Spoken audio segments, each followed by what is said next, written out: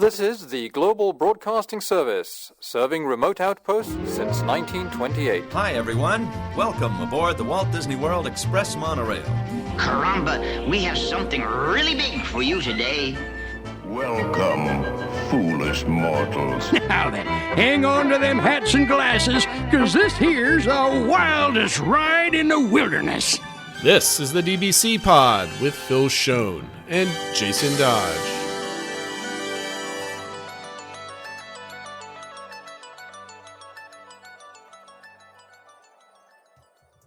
Hi, friends. Welcome to this week's pod. This is a show for the week of January 6th, 2025.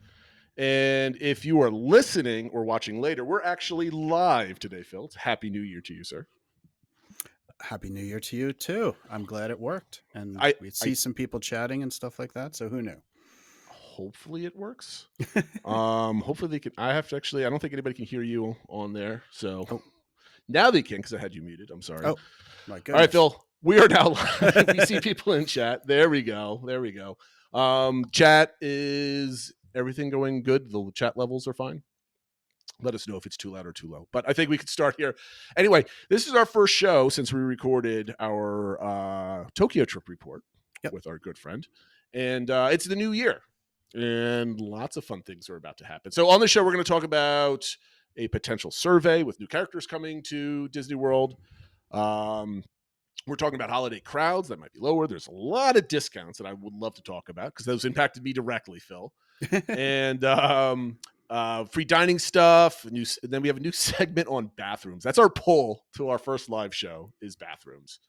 Yeah, well, it's probably the most requested topic that we cover that we haven't yet. So there we go. Okay, cool. So what's first, Phil? You got a bunch of news here that you want to talk about. Yeah, so this was, we have kind of a couple weeks worth of news, so I tried to pick some of the big topics. And this one I thought was really interesting. It got people chatting. It's kind of a rumor. It was initially posted by our good friend Drew, the Disney dude, that he saw there was a survey that was asking Disney guests about the Walt Disney Company's brands, franchises, and offerings and stuff like that. But what was interesting was that it asked about The Simpsons, and it gave you different options for each one, but including for The Simpsons, it said, would you be interested in the character meet and greets at the Disney theme parks or new lands or attractions at the Disney theme parks? And that got everyone kind of a buzz about, does this mean they're bringing The Simpsons into the Disney theme parks? And what does this mean? And does that feel weird? Do we want The Simpsons in the theme parks? So I thought it was just an interesting topic about almost what it got me thinking, like sort of what is a real Disney brand, or what is things that we actually want to see in Disney theme parks? Because, 20, 30 years ago, nobody would have said like, oh, Star Wars and Marvel belong in Disney theme parks, but they're there now, right? So, but I don't know. It seems like for people, Simpsons feels a little bit different than things like that. So I don't know. What were your reactions when you saw it, Jason? I mean, I think everybody focused on Simpsons, but it was a much broader survey with a lot of different things, right? But like the immediate impact was Simpsons, no, right? No one wanted Simpsons. Even chat's right going, no Simpsons. David in chat's screaming no. I mean, he's typing nicely, but I know he's screaming at home as he's typing that. Look, I'm okay with The Simpsons coming to Walt Disney World, but I think I said, I don't know if I said this to you in our own chat, but or if it was in general chat on our Discord server, it was basically, I think Simpsons would be great at Disney Springs, like a cool, Rainforest Cafe type of setting, or the T-Rex restaurant kind of setting, kind of like some kind of fun place to go eat, like maybe Moe's Tavern or something else like that. That'd be really fun. But I don't think they really belong in a Disney park. They were never really a Disney property until just recently. And it's part of the Fox acquisition. And which was mostly done to have content for Disney Plus and stuff like that. Yeah. And by the time they became Disney property, they were so ancient anyway that it's hard to have them become synonymous. Just like Marvel's been around a lot longer than Disney owned them, but they became popular under Disney with, the MCU under the Disney umbrella. So I think it's completely different. It'd just be weird, I think, if Simpsons were running around. Yeah, it definitely would be weird. I liked your idea of a restaurant or something like that. And I certainly I could see character meets, especially, maybe at after hours events, kind of like special things or just fun things they could do. I really hope they're not like, oh, let's make Animation Courtyard Springfield and have attractions and stuff like that. I think it would just be too much. And as much as I love The Simpsons, I grew up with them. My son watches them a lot on Disney Plus, so like we have The Simpsons in the house a lot. It just I don't think it fit well into the theme parks. It did make me wonder though, just like with the larger topic of some of these acquired properties, like would we feel the same way about different acquired properties that they got through the Fox acquisition, or is it anything like that, or is it just The Simpsons specifically? I think it's The Simpsons just because it's a Yeah. cartoon, right? Like, Yeah. What about something like Ice Age? Like they acquired them, they're making an Ice Age 5. Like, would that be weird in the theme parks?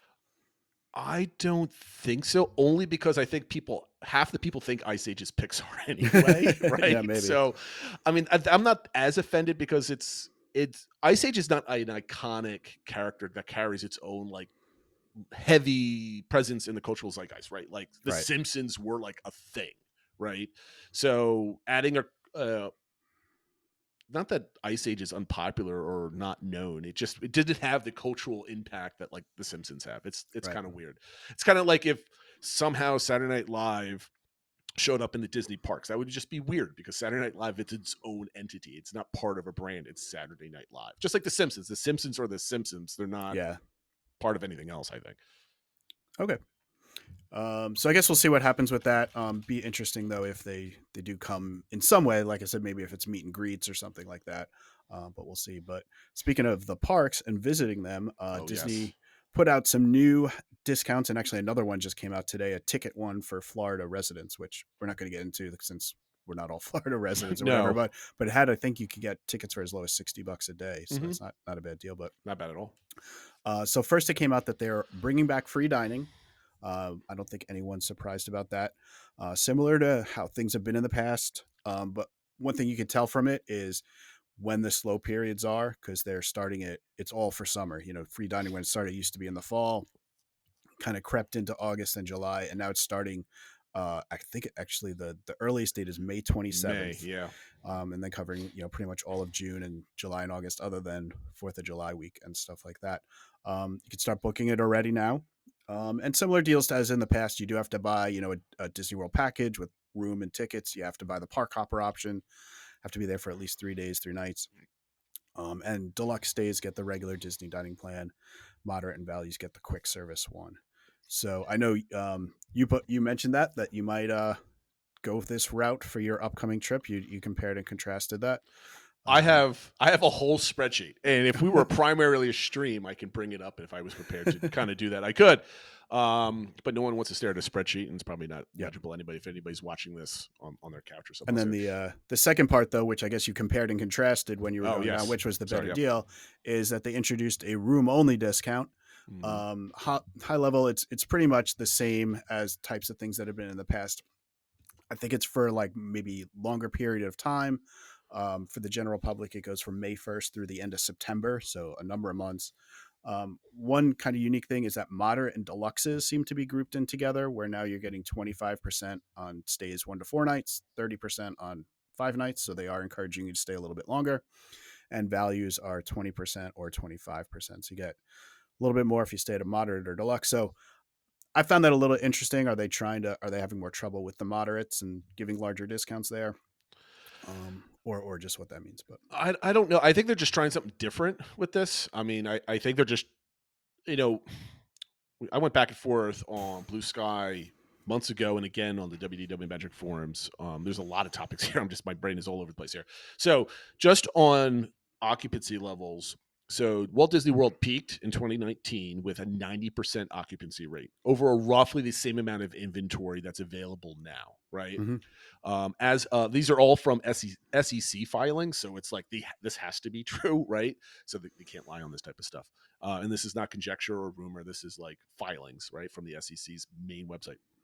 That being said, they roughly had anywhere between like 10,500 room nights per year, somewhere in that range, and it only fluctuated about 1,000 up or down depending, what was available, what wasn't during that time. And I went back, I don't know, the last 10 years, and leading up to 2019, which was peak Disney World attendance wise, they peaked at 90% occupancy rate in all their rooms for the year. Last year, they were at 85%. Leading up to 2019, as they progressed to the most crowded the parks have ever been, they had it was anywhere between 87 and 89%, and it kind of bounced around over there. So they're not too far off. But I think right now they're not struggling for attendance, as people say, but they're struggling, or they're emphasizing to try to get to that 90%, right? So they're trying to fill in the last couple percentage points.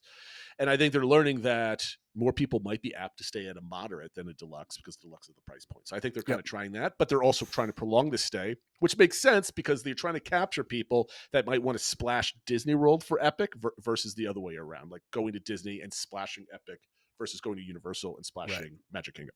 Gotcha. Yeah. And that's interesting. And we'll get into this a little bit later when we talk about 2025 plans, but I was looking at this offer for when we have my quick down and back with my youngest, and we priced out both a value and a moderate because she wanted to stay at Caribbean Beach. And I was like, oh, well, with the discount and 25% versus 20, maybe it would be closer. But one thing I found, at least for the dates I was looking at Caribbean Beach, it was only on some of the higher level rooms, like the fifth sleeper and preferred rooms and stuff like that. They didn't have any availability with the discount on the like kind of the entry level rooms, whereas at Pop they had it for everything. So if I was looking for the absolute cheapest, it wasn't that close in price. I was hoping it would bring it closer to price, but it wasn't really. So to mention, answer Dave's question, he thought about competing with a Universal package, do 3 days at Universal to get Epic and 3 or 4 days at Disney, and how that works. I think no one knows, because we don't know what the Epic ticket, you're waiting for how the Epic tickets are available for your August trip, right? So I think that's a TBD. Yeah, I think, well, right now it is that you have to buy like the 3-day ticket if you wanted to get tickets right now. They said more information would be coming out, so maybe that's what Disney's thinking, is like, well, if we get you for 4 nights here and you do your 3 nights at Universal, that's your week or something like that.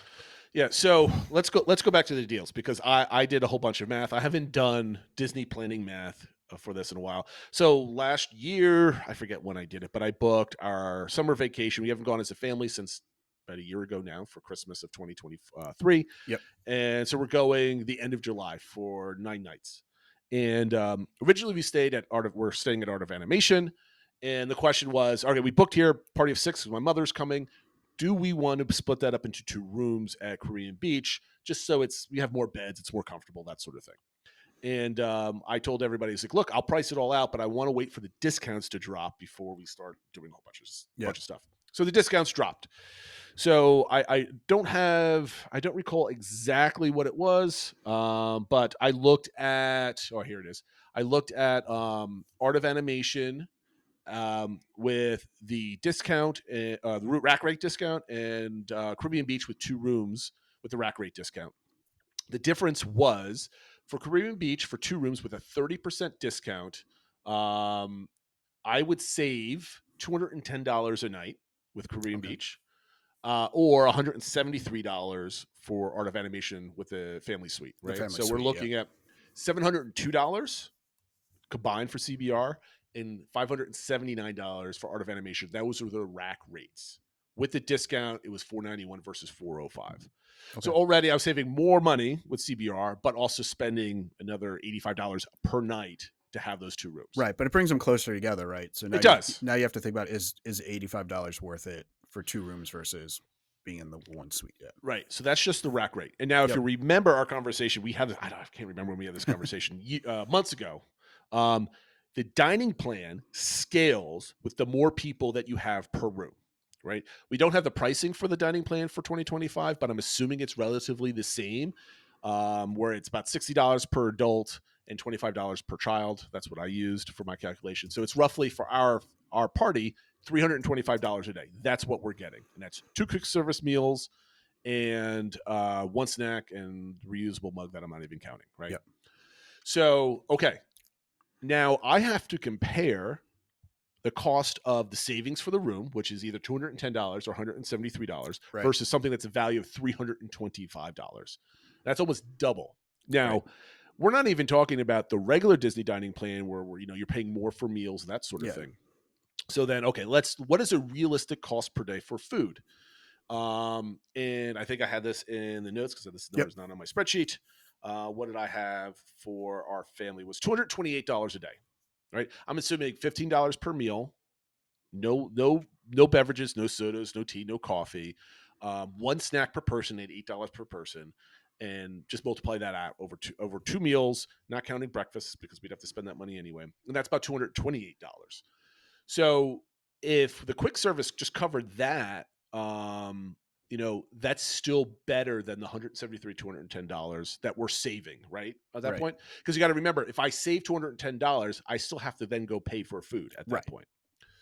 Now, with the dining plan, I get an alcoholic beverage, and our friend Matt had a really good tip I never really thought about before. Is you get a breakfast or lunch or wherever you're at the resort, you can get a can of beer or whatever that you can get from the thing, and you put it in the refrigerator for later. And he never really bought any beers or alcoholic beverages from the bar because he had stashes of them. Now, two of my kids are Disney adults. If I just go pick up meals for everybody, I can get 4 drinks because we have 5 adults. In our party, I don't have to, like, we come back from the parks, I'm going to have a 6-pack of beer, sitting in my robe, which is great because my wife doesn't drink and my mother drinks very little. So I think I am going to take advantage of adult beverages on our trip. Yep. So clearly the free dining plan saves us a tremendous amount of money. We're paying rack rate, right? Yep. At $5.79, but all of our food and hopefully adult beverages are basically covered with the snacks and everything else like that. Cause I don't get snacks every single time my kids get ice cream. So they're going to pile up. Yeah. And I remember the last time we did the Disney dining plan, we upgraded and we had so many snacks left over, like everybody else, right? You're buying, 10 packs of, of the candies and stuff like that, right? To bring home. So long story short, it just makes more sense to me. I think to go with the Disney dining plan, the free dining versus the rack rate. Cause it's, I don't know. It's just the math, right? The math works.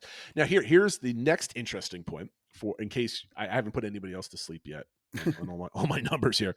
To upgrade from the Disney, the quick service dining plan to the Disney dining plan, you just have to pay the difference in cost. So we are already getting hoppers, so we don't have to pay the hopper tax. You got to remember when we were younger, family, we never did hoppers. So we had to upgrade from a regular ticket to a base ticket to a hopper ticket. And that was, I think, $80 or $90 per person, for the family. So it was like a $400 tax to basically upgrade them for our family, or $500. So we're already getting hoppers, so we don't have to pay that. So to upgrade is about $1,800 to upgrade. Now, I have to ask myself, it's like, we're definitely doing sit-down meals, a handful of them. Assuming that each sit-down meal probably has the value of about $300 or so, 60 times 5, right? Ish. Even though there's 6 people, you could call it 360, but I don't think everybody's spending $60 on a meal. Maybe closer to 40 if they get a dessert and depends where you go, something, right? That type of thing. Character meal, definitely. Exactly, yeah. But like we go to Artist Point, it's $65 a head before you even have an adult beverage in there, right? And I think we are going to do Artist Point, but I think, okay, so what is your break even with? Roughly, it's 5 sit-down meals just to break even on the Disney dining plan. So if we do 5 sit-down meals and spend at least $50-ish per person each meal, the Disney dining plan upgrade just pays for itself, right? Whatever. Essentially, we're transferring the money and we're getting like the all-inclusive feel, which I think there's a benefit to. So part of our planning as we get closer in spending that money, we have to determine how many sit-down meals we're going to do and kind of test that. And you could easily do that, right? You can pick a bunch of places, pick out what foods that kids probably eat and so forth. But this will be my first time doing a dining plan with adult children. And I'm glad it's free. Or saving. Essentially, I think I'm saving $3,000, 325 times 9 versus 100, call it 200 times 9. So 1,800 versus whatever, almost $3,000.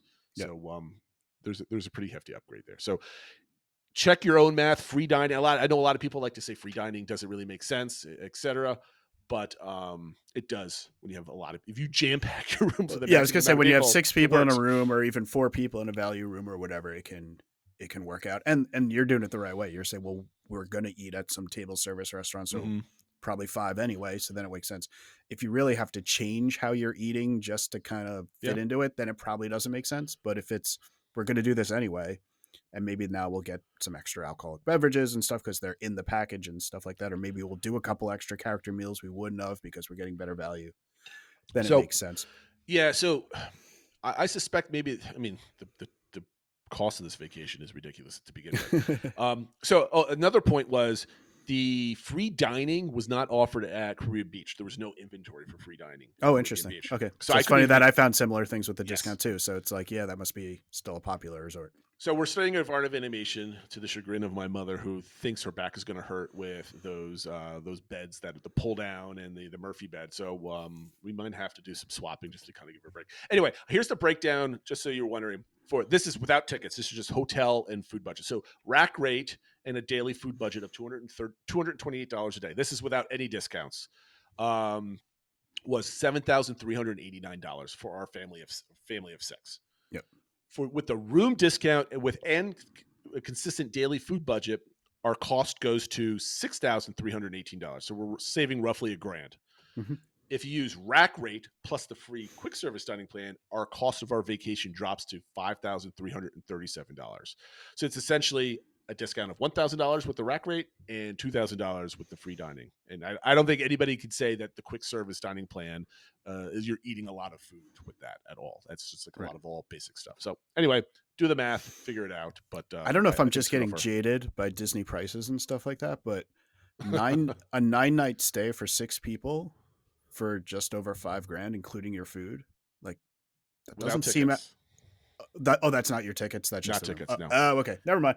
So add lots of money to that one. Okay, never mind. I thought that was the all-in price. I was like, that's not bad at all. A 9-night, or no, I think we're doing an 8-night hopper. Right, we're just getting tickets for every single day. Yeah, I think. You're looking at, I think, $800 and something per person. Yeah, roughly, I believe. I think it comes out to right around almost $100 a person per day for that package.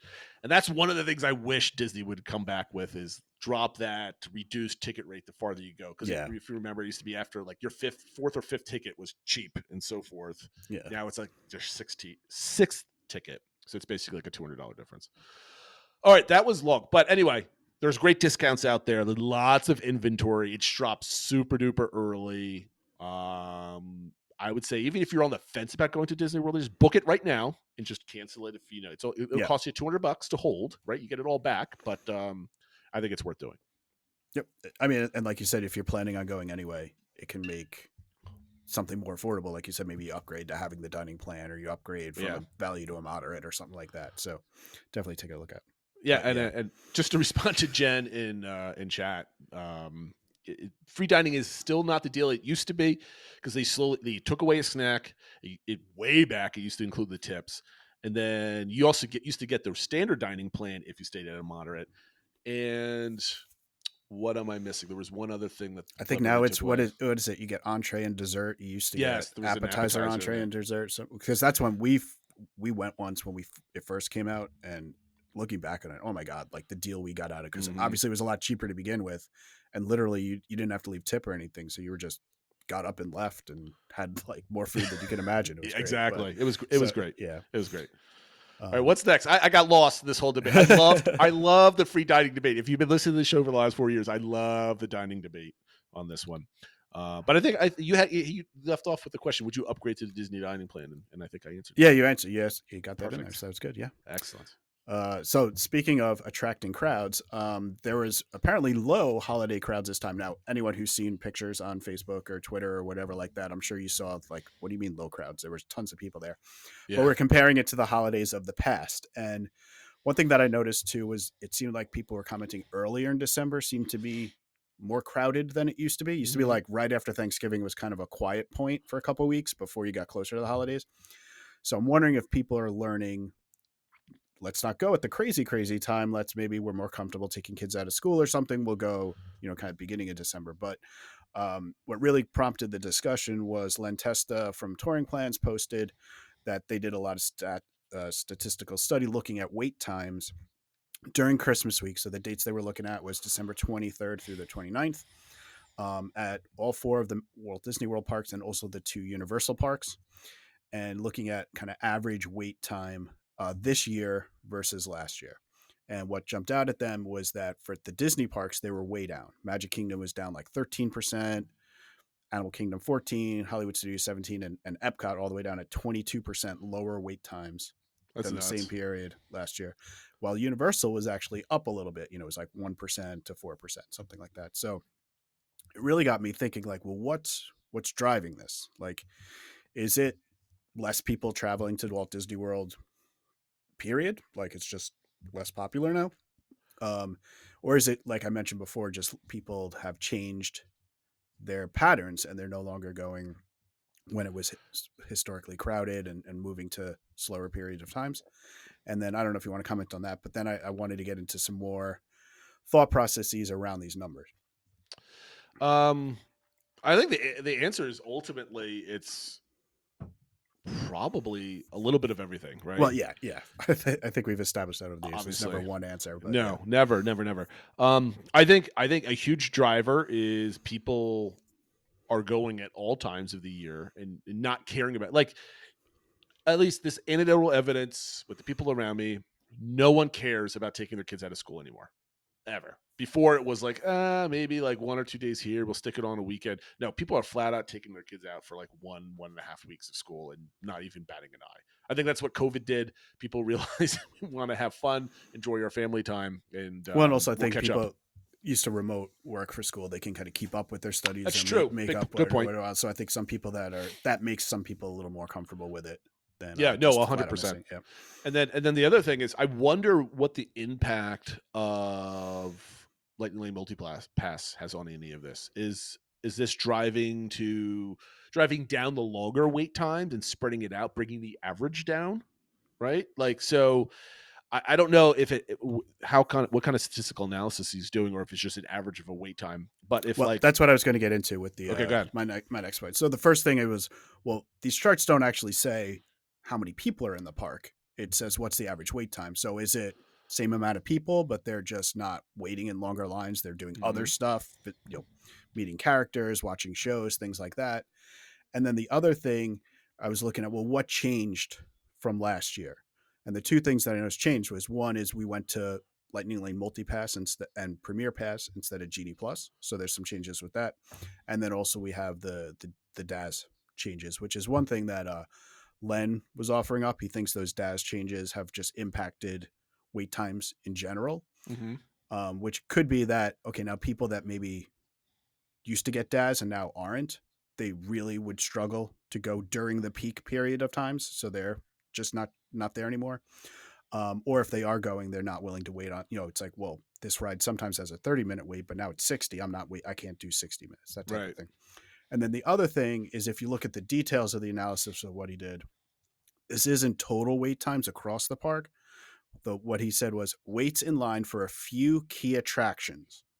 So that's where I think that the point you were making about Lightning Lane Multi-Pass comes into play. And that was something I found on my trip, was that the top tier attractions were kind of the same, or maybe even a little less than under Genie Plus, but the tier 2 attractions seem to be a lot higher because people have to book them as part of the advanced booking and stuff like that. So I wonder if that's not kind of being reflected in these charts, where it just looks like, the waits at Mine Train or whatever, Remy or whatever are a lot lower than they were a year ago, but the lines at Living with the Land and Nemo and stuff like that are probably a lot higher than they were last year. No, I think that's probably one of the main culprits here. And I don't. I'm trying to think what else could have done it, and yeah, I mean, like I even in my corner of the world, I knew one person that went during this time of year. So I mean, like I don't think it's people are changing things dramatically at all. And the one thing I'd add is, I think some of this, when you see this headline from Len Testa, waits are down 20% at Epcot year over year, that headline reads negatively. But I think some of this is what Disney wants, right? Yeah. They want to spread the crowds. They don't want people all coming at the same time and waiting 3 hours. They want to, and then other times of the year, there's nobody there. So their pricing schemes, I think, are helping to do that. And with the Lightning Lane Multi-Pass spreading crowds around, I think that's what Disney wants too. people aren't happy when they're waiting 2 hours. They're No. much more happy if it's a line's moving and they're waiting 20 minutes here, 20 minutes there, that sort of thing. So sometimes it's easy to like, for the people that want to be negative about Disney, to point to all these things and like, look, oh, Disney's going out of business and stuff like that. But sometimes I think this is what Disney wants.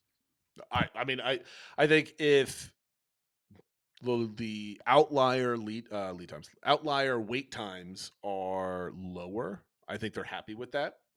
If your Lightning Lane multipass purchase is bringing you perceived value because you're seeing, more attractions having higher wait times than 5 minutes, like the 5-minute ones that you remember from your last trip are now 20 minutes, but you got the multipass and then the drag.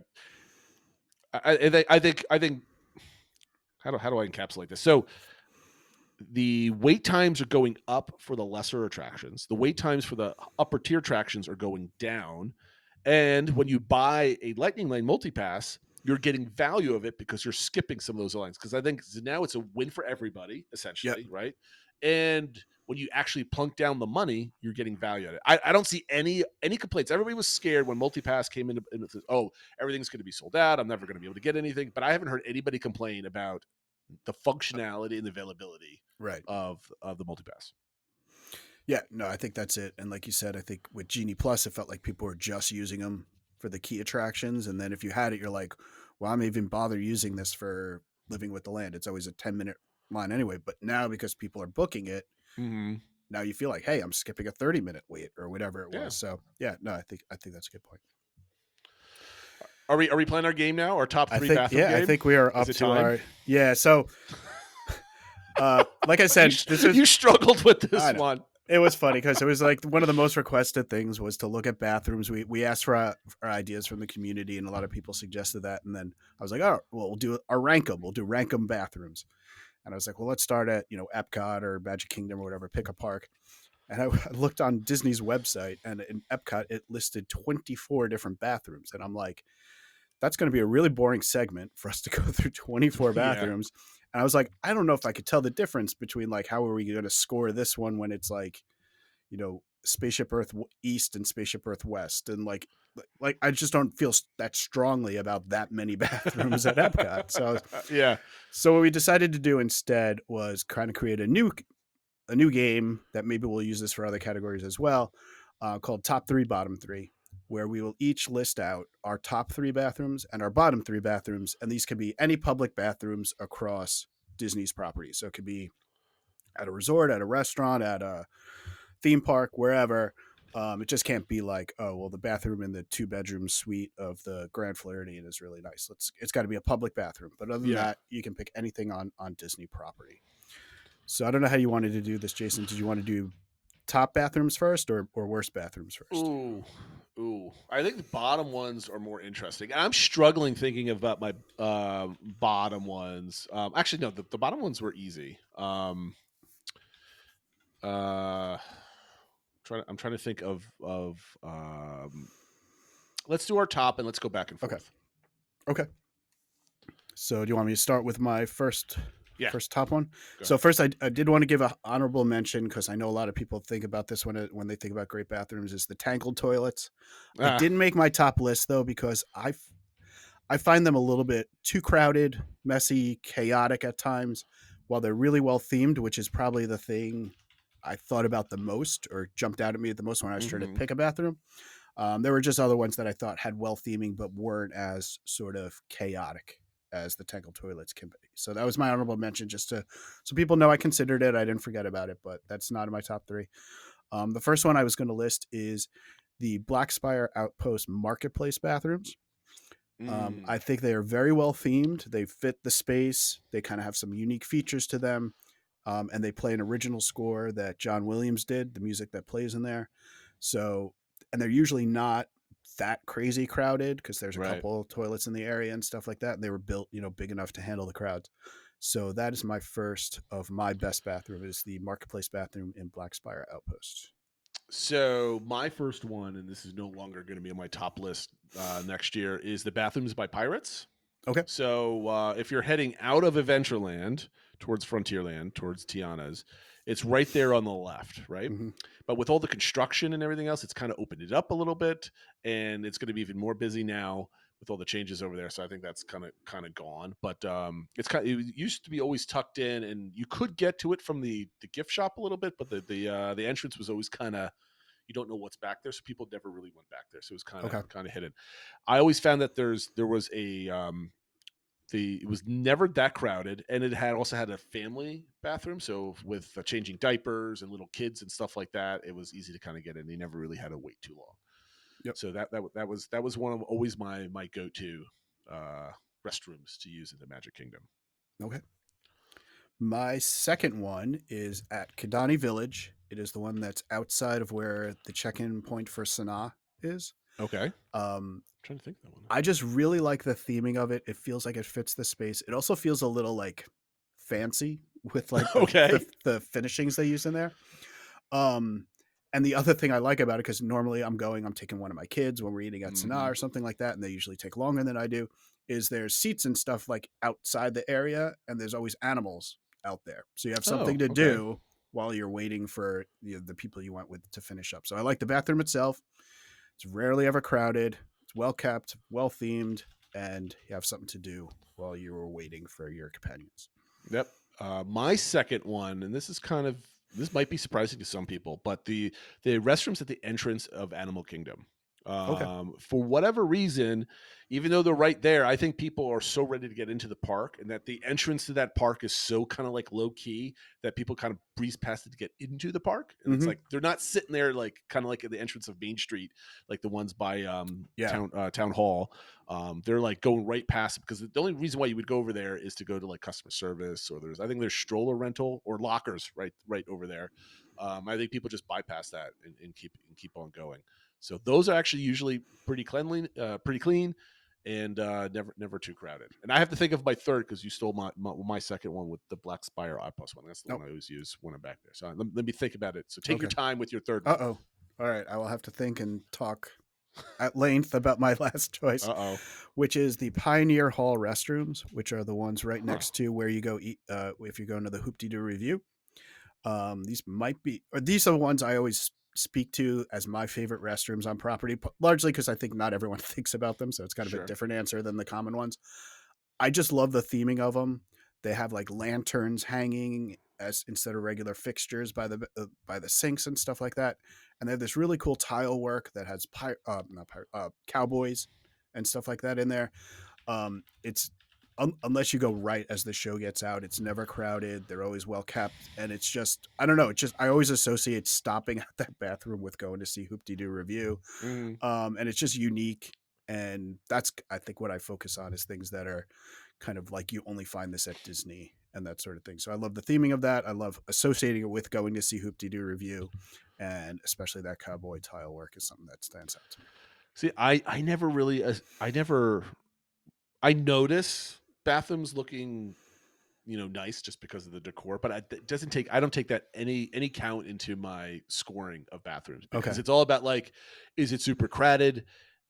Is it clean? No one likes a crowded, messy bathroom, right? So that's basically what I'm talking about. So my third one, I thought of it was, I want to give a shout out to almost all the lobby bathrooms of all the resorts, because they're typically pretty clean, which is the most busiest part of the hotel. Well, maybe not so much anymore with mobile check-in, but generally it's the busiest part of any resort. So two, I want to say the lobby in Caribbean Beach is usually very well kept, but more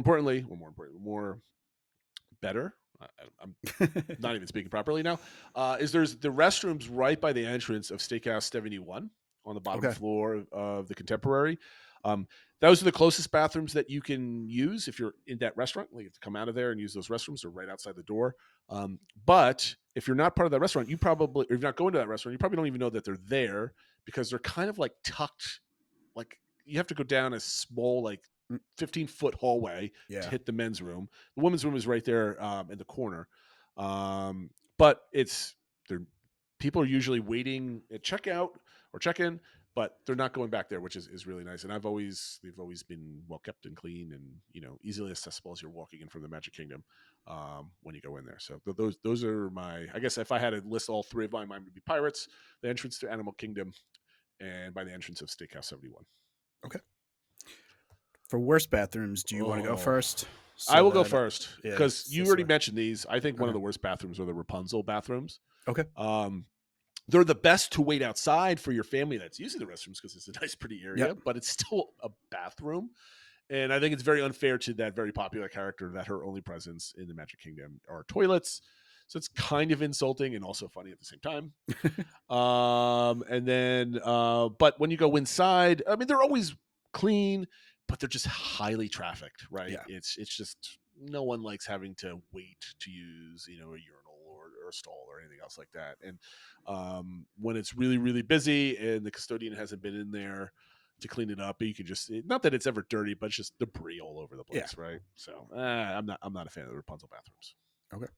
What's your first one? My first one is the Adventureland Breezeway restrooms. So this is the one that's sort of. Oh yes. These are the ones that are, I guess, closer to like where the magic carpets are and stuff like that, Mhm. and by kind of near Country Bears, that goes in between Adventureland and Frontierland. And these are just, they're always busy. They're always crazy busy because they're right there, kind of servicing those two lands. And I guess I always focus on when you're waiting for somebody else, because usually I'm waiting for like my kids or something taking longer.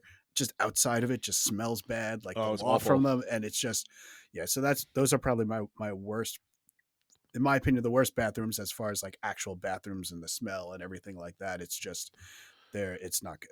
It's probably the most highly trafficked bathroom in all of I think Magic so, Kingdom. yeah, because everyone not like you see them all the time from both lands. So everyone knows where they are, so you're like, oh, I don't know, my kid needs a bathroom really bad. I know Boom, where that that's one where is. you're So I going, know where yeah. you're going, yeah. So I mean, surprisingly, the one in what's the eatery in Tomorrowland?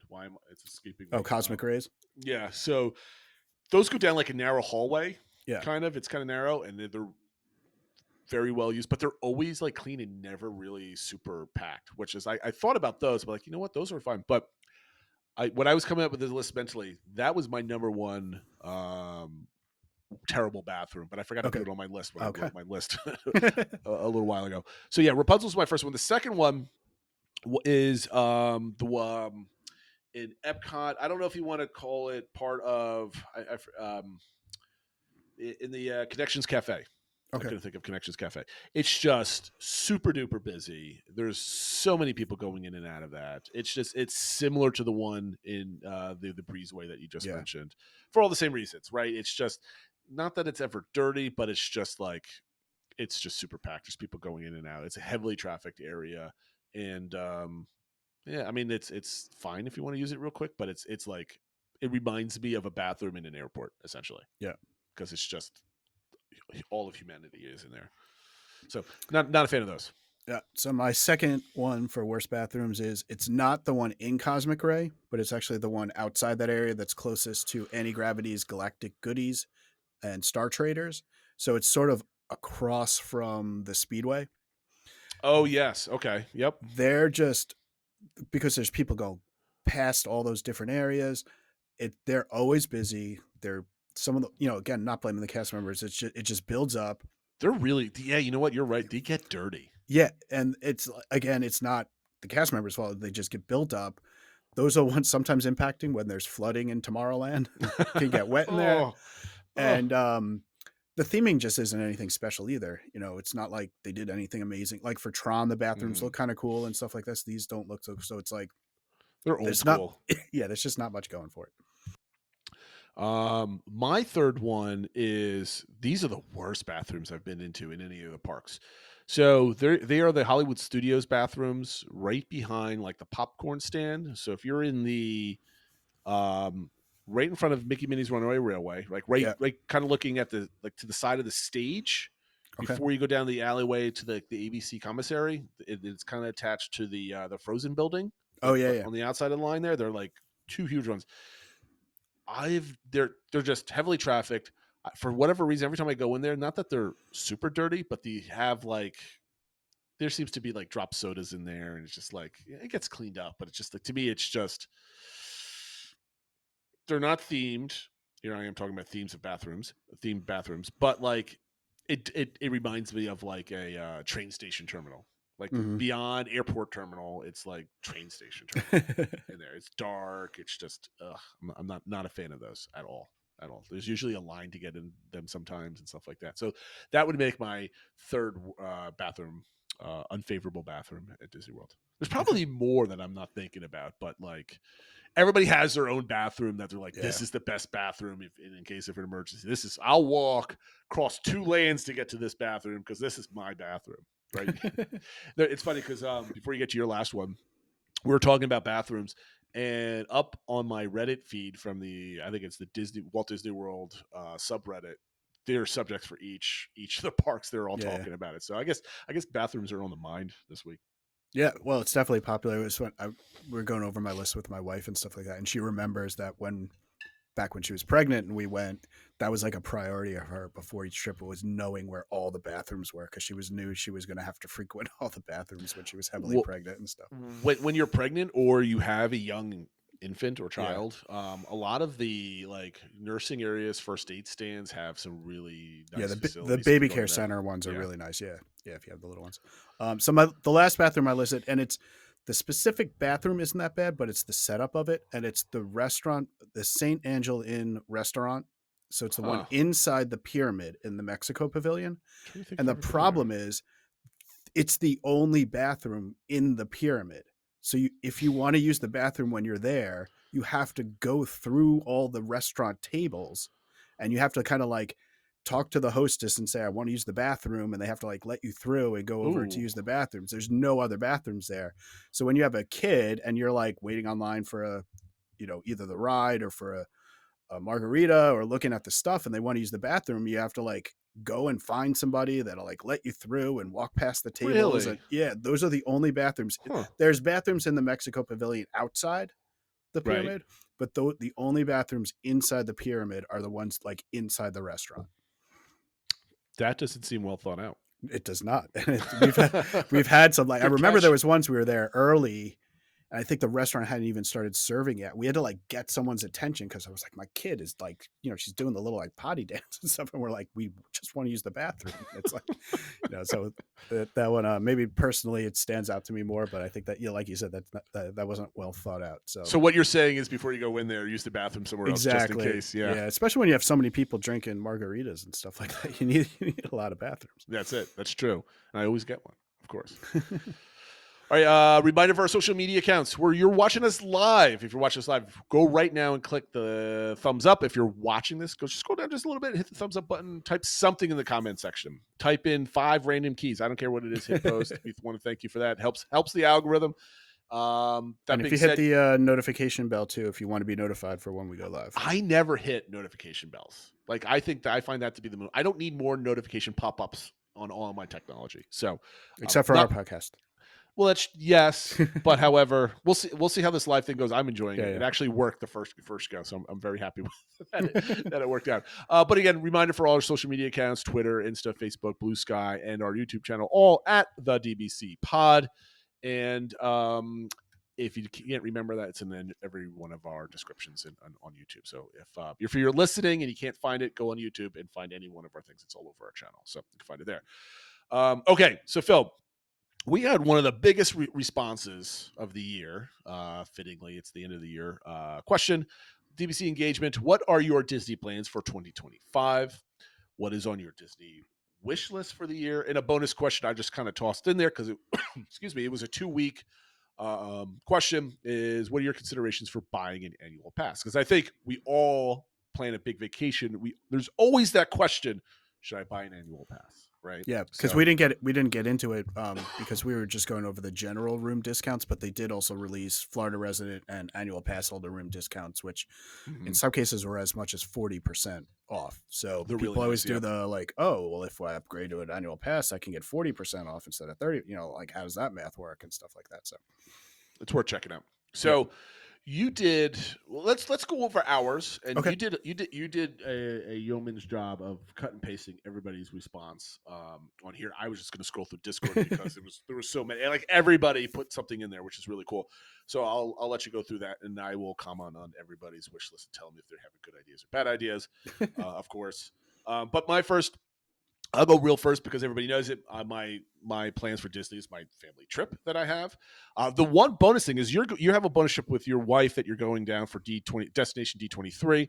I went to my wife and says, "Hey, look, we always wanted to go to the Yacht and Beach Club. We know we will never spend the money to bring our kids to any of these places, but you and I can go, and it's $474, I think it was, per night if you take the 30% discount, which ain't bad for that last week or week of August." And I was like, do you want to fly back down to Florida 3 weeks later and go back to Disney World for a couple days? And she didn't say no, because the enticing word beach club or yacht or beach club is relatively the same. That's on our bucket list. So I don't know. Maybe we'll see down there. We can do kind of like a little joint something. I don't know. Coverage of it. Yep. But those are my plans for 2025. Nothing crazy. I think in another podcast we have to talk about how my Christmas season felt not being at Disney World for the first time in 3 years. But I won't bring it up now. As far as APs, so with the increase in APs, my ticket coming up next year or this year is about $850 something for my ticket package. I'd have to double that essentially to get an annual pass, and to make it work, I'd have to do another big trip sometime earlier in the summer, whereas we might lean towards later in the year again. We don't really know, so like it just doesn't work out at all unless you're going like 4 times a year. That's the only time annual passes really work out is like 4 decent trips a year. So no considerations for me. What about you, Phil? So I now have 2 trips set or mostly set up for 2025. As Jason mentioned, we have our parents only trip that we did get the official confirmation from my in-laws that they can come and watch the kids. So it's a go. Nice. Currently we have 4 nights booked at Coronado, which is where the Destination D23 will be held. Our hope is to tack on 2 nights beforehand over at Universal once they finally release any information about availability for individual days at Epic Universe. So that is my hope, that we'll fly down the Tuesday before the event, then spend Wednesday at Epic Universe, and then Thursday transfer over to Disney. That's nice. That is the plan. The other one is we're planning to do a down and back with, instead of my son, my youngest daughter. That was part of her Christmas present. And so we asked her, like, what park do you want to do? She picked Hollywood Studios. So we're looking at doing an after hours event on July 30th. She picked that because her favorite ride is Rock and Roller Coaster, and she also likes the Star Wars stuff. Are the after hour stuff, are those released already for that time of the year? Oh, I didn't know that. Okay. Yeah, so they have them out for Magic Kingdom, Epcot, and Hollywood Studios. Magic Kingdom so far, and I don't know if they'll add them, but they're only through like May. But Epcot and Hollywood Studios has them. I had no idea. Through like September, I think. Oh, cool. However, I'm kind of waiting, and this is sort of on my wish list, is that we find out when the work's going to start at Hollywood Studios, because I don't want to buy the after hours ticket when the main thing she wants is Rock and Roller Coaster, and then find out they're already starting the work on the move over to Muppets.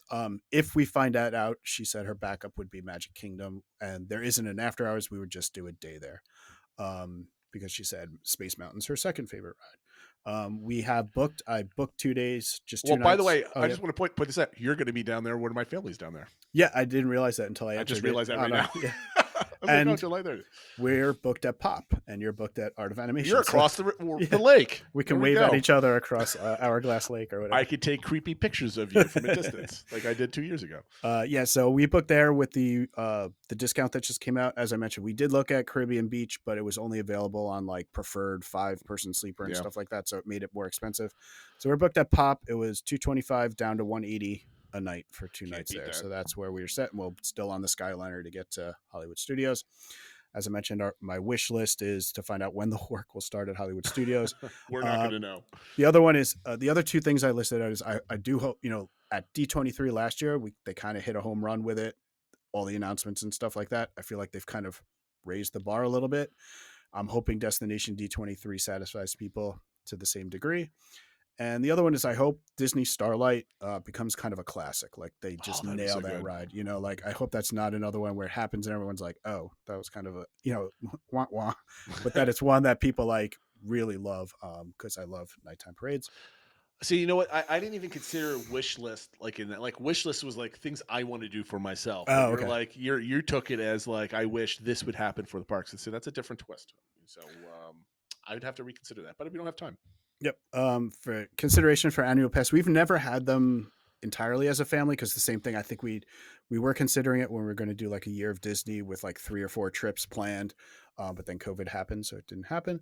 I have personally had an annual pass in the past because we were traveling with extended family, so we had like up to 10 people in our party. And back when they had Tables in Wonderland, if you had one person with an annual pass could get Tables in Wonderland, then you can get up significant savings on dining for up to 10 people, room discounts. You got free. One of the trips we were staying off property, so you got free parking with your annual pass and stuff like that. So we kind of figured out that having one person with an annual pass and Tables in Wonderland more than paid for itself in the discounts and stuff like that. It doesn't do that much. This annual pass discounts are basically almost like the Disney Visa discounts, but just a little bit more places you can use it. So it's not the without Tables in Wonderland, and like I said, it really worked for us because we had 10 people in a party and stuff like that. Otherwise, so the math worked for us. Doesn't always work for everyone. So, so as Jason mentioned, we had a lot of people chime in.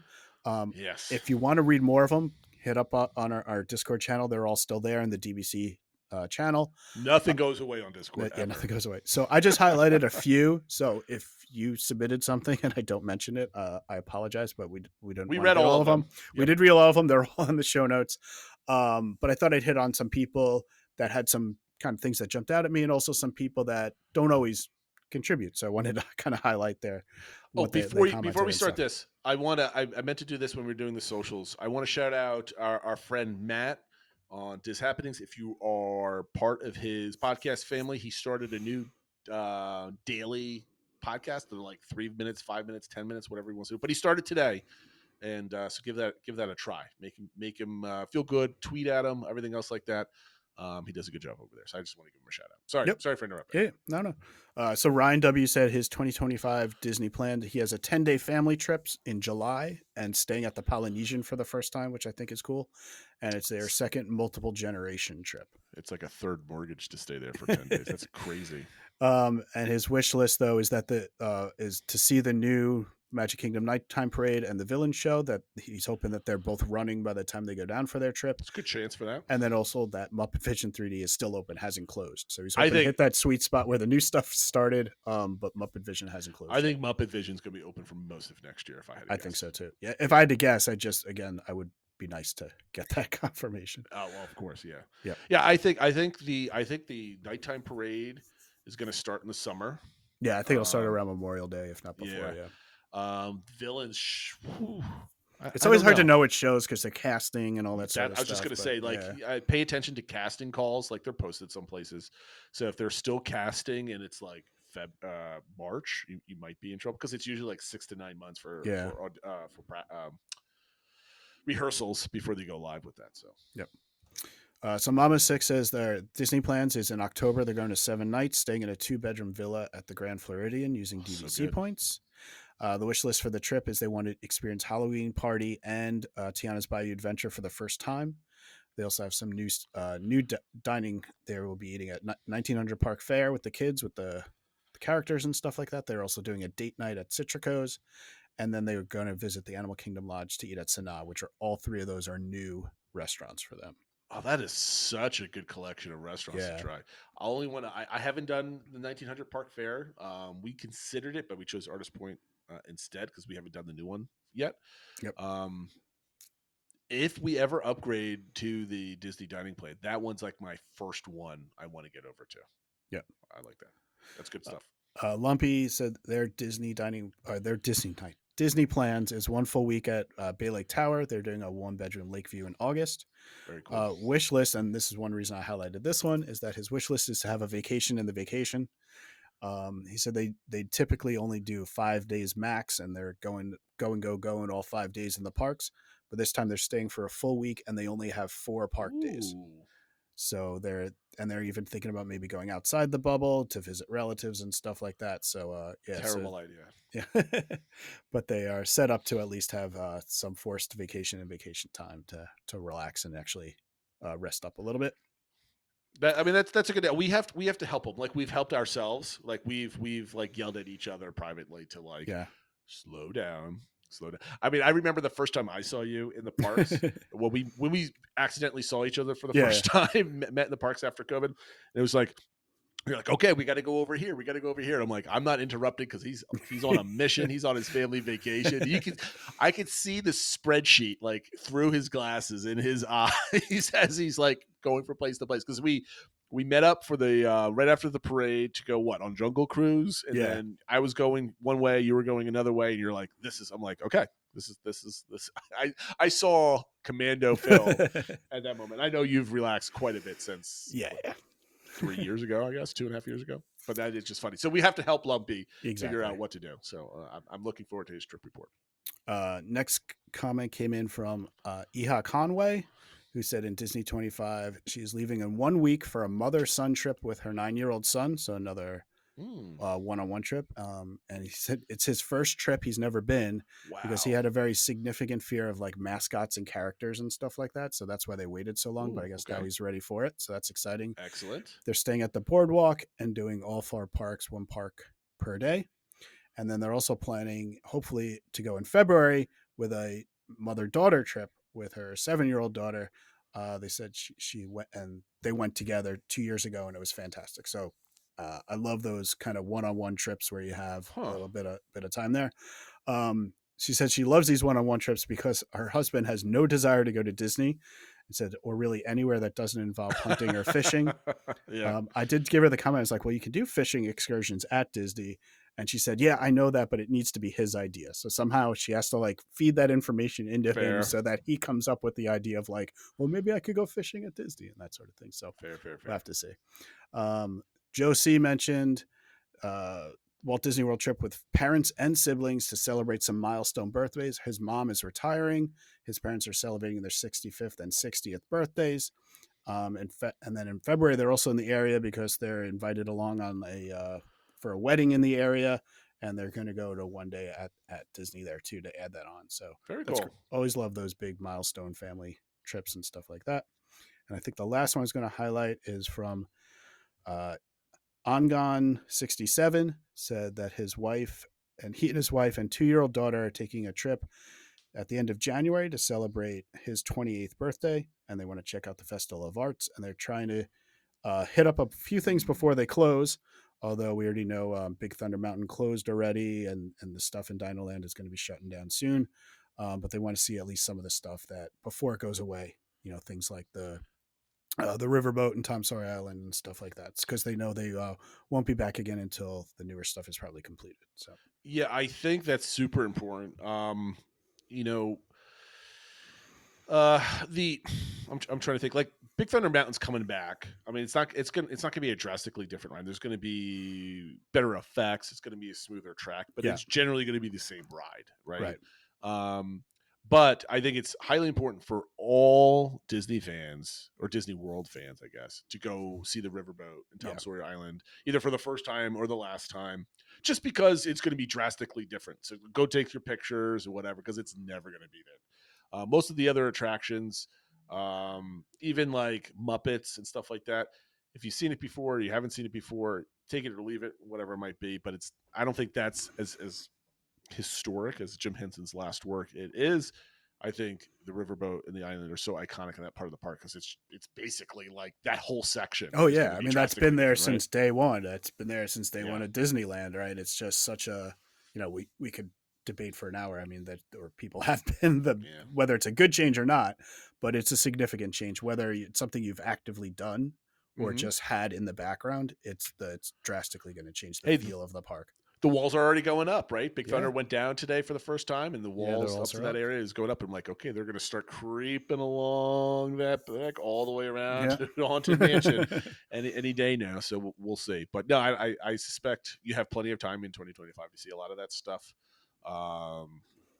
outside of Dino Land and obviously Big Thunder Mountain. So next week's for DBC engagement topic, we talked about how we're taking advantage of some of the discounts and free dining and stuff like that. So are you, with your trips coming up, planning to take advantage of any of them? And the other, it wasn't just announced, but it just went into effect, is that for all stays, on-site stays starting in 2025, they have added the perk of free admission to the water park on your arrival day.